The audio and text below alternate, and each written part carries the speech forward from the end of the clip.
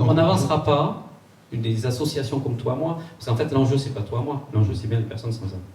Donc Toi Moi c'est une façon d'aider des personnes sans abri. On n'en a pas parlé en fait, et c'est quand même plein de détails. On les loge, on les accompagne, et l'accompagnement coûte cher puisque c'est un travailleur social pour moins de 10 personnes logées. Donc ça veut dire que le coût de l'accompagnement est assumé comme c'est l'enjeu décisif. Et à côté de ça, on va avoir des bénévoles qui vont créer du lien social et permettre à ces personnes qui sont exclues, qui sont au bord de la société, vous voyez, ça c'est la société, avec des gens qui ne sont pas sans abri, puis il y a des personnes qui sont au bord. Et bien, les bénévoles vont autour d'activités toutes simples, des repas, des sorties culturelles, des sorties sportives, redonner goût à la vie à ces personnes. Et ces personnes vont à nouveau penser qu'elles ont leur chance de faire partie de la société. Et donc l'enjeu, c'est bien d'aider ces personnes dans ce phénomène d'inclusion sociétale. Et ce n'est pas un enjeu que pour les personnes sans abri, c'est un enjeu aussi pour la société. Parce que chacun de nous, on souffre de ces personnes aussi qui sont à la rue. Les territoires souffrent de ça.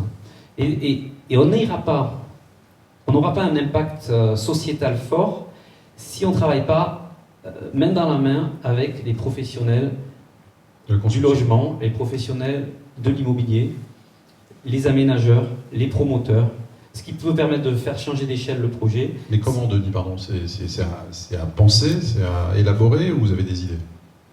On a bien sûr des idées, mais la première idée, c'est se dire, on travaille ensemble. Ça paraît tout bête, mais jusqu'à présent, on ne le fait pas. On le fait très peu. Jusqu'à présent, comment les promoteurs soutiennent les associations comme Toi Moi?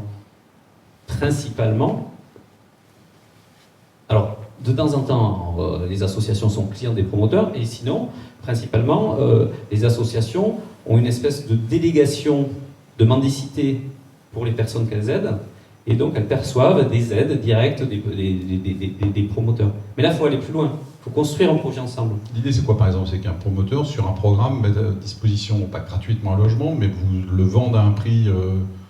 Si sur chaque projet de promotion, sur chaque immeuble d'une certaine échelle, un appartement était destiné aux plus exclus du territoire. Et si c'était une volonté commune du promoteur, de l'aménageur, des habitants, parce qu'il vaut mieux avoir une personne sans abri dans un logement qu'une personne sans abri dans sa cage d'escalier. Après, il reste à trouver le modèle économique. Alors effectivement, comment on peut inclure ça dans un modèle économique et pour que ça soit possible et pour l'association et pour le promoteur. Mais je crois vraiment qu'il y a des pistes concrètes à trouver. Je ne les ai pas là forcément comme ça.